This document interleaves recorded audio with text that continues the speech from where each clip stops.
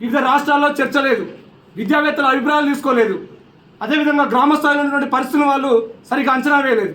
ఇలాంటి ఒక మొనోపాలిక్ డిసిజన్ తీసుకొని మా భావజాలను మేము మీ పైన రుద్దుతాం, ఈ దేశంలో ఉండాలంటే మీరు తప్పనిసరిగా మేము చెప్పిన విషయాన్ని మీకు ఇష్టం ఉన్నా లేకున్నా వినాల్సిందే అనేటువంటి విషయాన్ని ఇక్కడ వాళ్ళు తీసుకువస్తూ ఒక విధానంగా దాన్ని ఎన్జీపీ 2024 మీద దాన్ని అమలు చేయడానికి తీవ్ర ప్రయత్నాలు చేస్తూ ఉన్నటువంటి పరిస్థితి మన కళ్ళ ముందు కనబడుతూ ఉన్నది. ఏముంది, నూతన జాతీయ విద్యానం 2020లో వృత్తి విద్యా కోర్సులు ప్రాథమిక స్థాయిలో ప్రవేశపెట్టేటువంటి అవకాశం ఉన్నది. దాని ద్వారా ఏం జరుగుతుంది, అనేక మంది విద్యార్థులు ప్రాథమిక స్థాయిలోనే కుట్టు మిషన్ కుట్టుకోవడం, లేకపోతే ఇంకొక వడ్రంగి పనులు చేయడం, లేకపోతే ఇంకొక కుండలు తయారు చేయడం, ఇలాంటి కొన్ని కుల వృత్తులు ఏవైతే ఉన్నాయో అట్లాంటి పనులు చేసేటువంటి ఒక ప్రయత్నం మనకు అనివార్యంగా కల్పించే పరిస్థితి మన కళ్ళ ముందు కనబడుతూ ఉన్నది. అదేవిధంగా కొన్ని ఏం చేస్తారు, గ్రేడ్ల ట్యాంకులు అని చెప్పేసి గ్రేడ్ ట్యాంక్స్ అని చెప్పేసి కొన్ని తీసుకొని విదేశీ విద్యార్థులు ఇక్కడ చదువుకునేటువంటి అవకాశం కల్పిస్తూ, అదేవిధంగా కొంత ధనికులైనటువంటి పిల్లలు ఇక్కడ, భూస్వాములైనటువంటి పిల్లలు, లేకపోతే అగ్రవర్ణాల పిల్లలు ఇక్కడ చదువుకునేటువంటి ఒక అవకాశం కల్పిస్తూ వాళ్లకు ఒక గ్రేడింగ్ సిస్టమ్ ఇస్తూ మనం ఏకకాలంలో ఇక్కడ అనేక కోర్సులు చదువుకోవచ్చు. ఒక యూనివర్సిటీ ఒక కోర్సు చదివి ఆ మార్కులను మనం పొందుపరుచుకొని మన ర్యాంకింగ్ సిస్టంలో పొందుపరుచుకొని, అదేవిధంగా ఇంకొక యూనివర్సిటీలో ఇంకొక కోర్సులో మనం ర్యాంకింగ్ను అదేవిధంగా గ్రేడ్ సిస్టమ్ మనం పొందవచ్చు. ఇట్లాంటి ప్రయత్నాలు చేస్తూ ఉన్నారు. ఏముంటాయి ఈ కోర్సులలో, ఈ రోజు ఏదైతే కార్పొరేట్ కంపెనీలకు అవసరం ఉన్నాయో వాళ్ళకు సంబంధించిన ఒక గుమాస్తాగిరిని తయారు చేసే ప్రయత్నాన్ని ఈ ఎన్జీపీ 2020 తీసుకొస్తా ఉన్నది.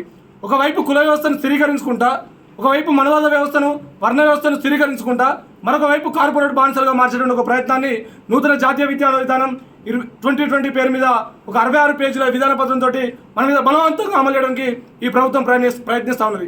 ఇంకొక ముఖ్యమైన విషయాన్ని గమనించాలి మిత్రులారా, మన కళ్ళ ముందు NCF 2023 పేరు మీద స్వయంగా మన భారతదేశ ప్రధానమంత్రి ఏమన్నాడు, ప్లాస్టిక్ సర్జరీ మాకు ఎప్పుడో తెలుసు, వినాయకుని తల నరికితే మేము ప్లాస్టిక్ సర్జరీ ద్వారా ఆ తలను అతికించినటువంటి ఘన చరిత్ర మా భారతదేశానికి ఉన్నటువంటి పరిస్థితి అని చెప్పేసి మన కళ్ళ ముందు మాట్లాడుతూ ఉన్నాడు.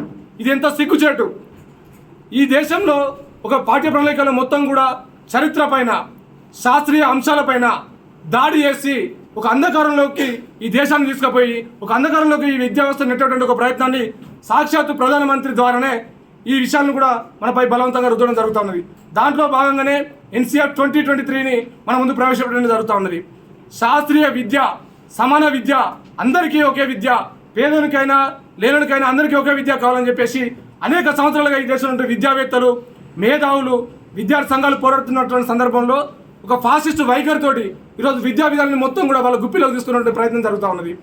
డార్విన్ జీవ పరిణామ సిద్ధాంతం ప్రపంచవ్యాప్తంగా ఆమోదయోగ్యంగా ఉంటే భారతదేశంలో డార్విన్ జీవ పరిణామ సిద్ధాంతం మనకు ఎప్పటికైనా ప్రమాదం అని చెప్పేసి, మనవాద విద్యా విధానాన్ని ఛాలెంజ్ చేస్తారని చెప్పేసి డార్విన్ జీవ పరిణామ సిద్ధాంతాన్ని పాఠ్య ప్రణాళికలకు తొలగించే ప్రయత్నం చేసిళ్ళు. అదేవిధంగా డాక్టర్ బాబాసాహెబ్ అంబేద్కర్ గారు మనకు ఈ దేశంలో కుల వ్యవస్థ, దాని ద్వారా అణచివేతకున్నటువంటి మన జీవితాలు అనేటువంటి విషయాలను ప్రతి ఒక్క పల్లెకు తీసుకుపోవడంలో తన కృషి చేసినటువంటి పరిస్థితి కనబడుతున్నది. అట్లాంటి బాబాసాహెబ్ అంబేద్కర్ గారి జీవితాన్ని, తన పాఠ్యాంశాలను ఢిల్లీ యూనివర్సిటీ ఫిలాసఫీ డిపార్ట్మెంట్లో తొలగిస్తామని చెప్పేసి ఒక ప్రయత్నం చేయడం జరుగుతూ ఉన్నది. అదేవిధంగా ఇక్కడ చూసినట్లయితే UGC, NCERT మొత్తం కూడా RSS వ్యక్తులను నియమించి ఈరోజు కంప్లీట్గా కూడా వాళ్ళ చేతిలోకి ఈ విద్యా వ్యవస్థను తీసుకొని కంప్లీట్గా ఈ విద్యా వ్యవస్థను నాశించేటువంటి పరిస్థితి కనబడుతున్నది. ఈ దేశంలో ఉన్నటువంటి ఏ సెంట్రల్ యూనివర్సిటీ ఉపకులపతి అయినా కూడా RSS సంబంధించినటువంటి ఒక వ్యక్తిగా ఉన్నటువంటి పరిస్థితి. UGకి సంబంధించిన ముఖ్యమైన వ్యక్తి కూడా ఒక RSS సంబంధించిన వ్యక్తి. ఇట్లాంటి వ్యక్తులు మొత్తం కూడా విద్యా వ్యవస్థలకు చొప్పిస్తూ అనేక రకాలైనటువంటి దుర్మార్గ వ్యవస్థ పాటుపడుతూ ఉన్నటువంటి పరిస్థితి మన కళ్ళ ముందు కనబడుతున్నది. UGC స్వయంగా మహారాష్ట్రలో ఫండింగ్ చేస్తున్నది. ABVP వ్యవస్థాపకులు ఒకటి దత్తాజీ దబల్కర్ అతని యొక్క శతజయంతి ఉత్సవాలకు UGC మొత్తం కూడా మనం వార్షికోత్సవాలను స్కూళ్ళలో నిర్వహించాలని చెప్పేసి పిలుపునివ్వడం ఎట్లాంటి సంకేతాలను సూచిస్తా ఉన్నటువంటి విషయాన్ని మనం అర్థం చేసుకోవాలి. స్మృతి ఇరానీ కేంద్ర విద్యాశాఖ మంత్రిగా ఉన్నప్పుడు ప్రతి విశ్వవిద్యాలయం ముందు జెండా ఎగరాలని చెప్పేసి పిలుపునిస్తా ఉన్నది. ఎట్లాంటి పరిస్థితులకు దావదిస్తారని మనం అర్థం చేసుకోవాల్సినటువంటి అవసరం ఉన్నది.